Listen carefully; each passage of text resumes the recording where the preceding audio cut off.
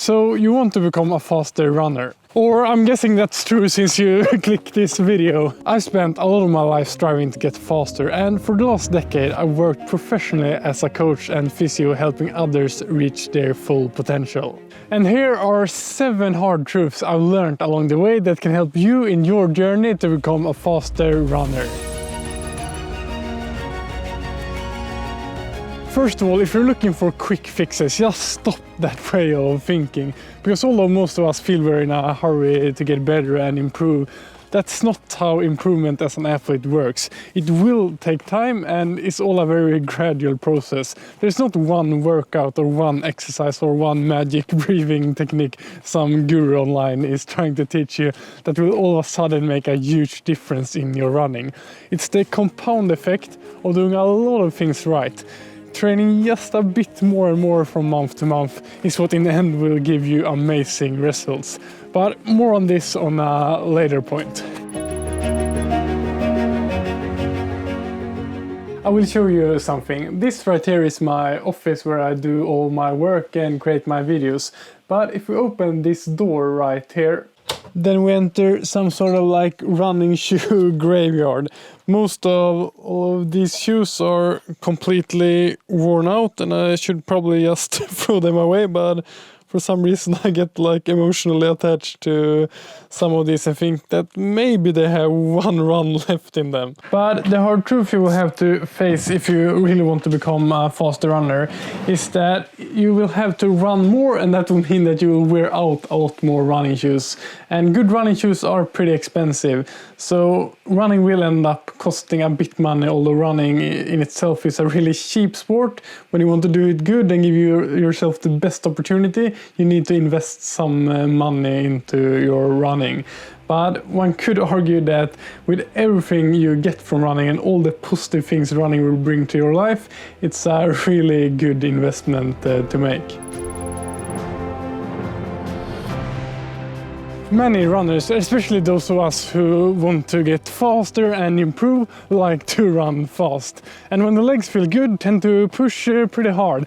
But the hard truth is that you have to run a lot slower on probably most of your running sessions in order to improve over time as a runner. Because remember, no matter how great one single all-out training session or workout is, that won't make a huge difference over time.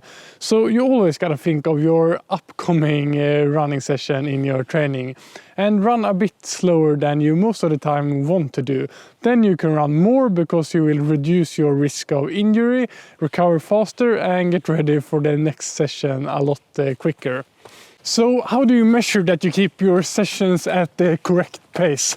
To make sure I don't run too fast and track all valuable training data, I use this watch, the Apex 2 Pro from Coros, who I'm happy to present as the sponsor of this video. Some tools you get in these watches that can help you monitoring your training intensity is of course accurate pace and heart rate monitoring, but also something called effort pace. That is perfect if you run on a hilly area or on trails, since it gives you a value of your actual effort in that terrain, not just your pace. So my current favorite watch, the Apex 2 Pro, is a really durable watch that has all the features you could wish for in a running watch and an amazing battery life. With the Coros watches you also get access to the Coros Training Hub, where you can get a lot of interesting insights into your training, like your training load. This is a great tool to monitoring the impact your training is having on your body and make sure that you train enough to keep developing, but don't do too much too soon.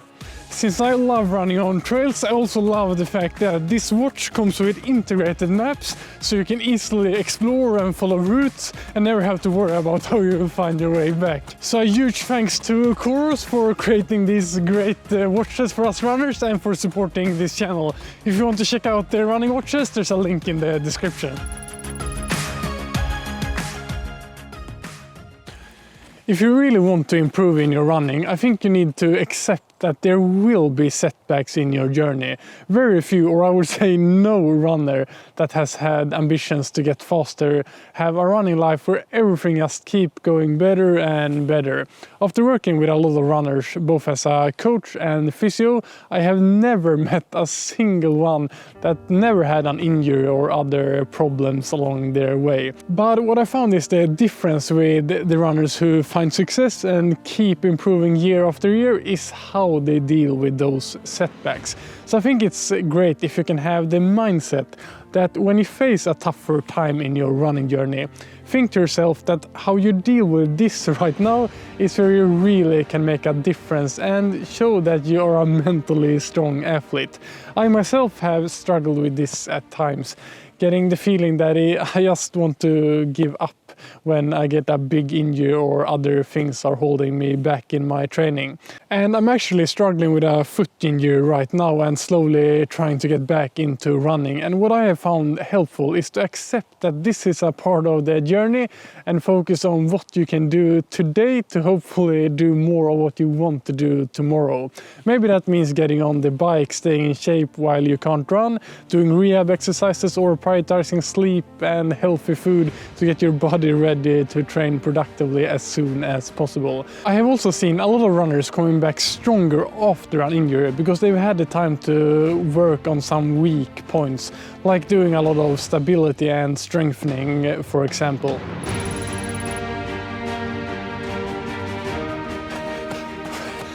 I have always been pretty good at pushing myself hard in races and hard workouts.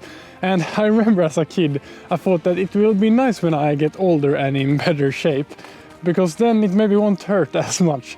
But I think it's a hard truth all us runners need to accept, that it doesn't matter how good you get.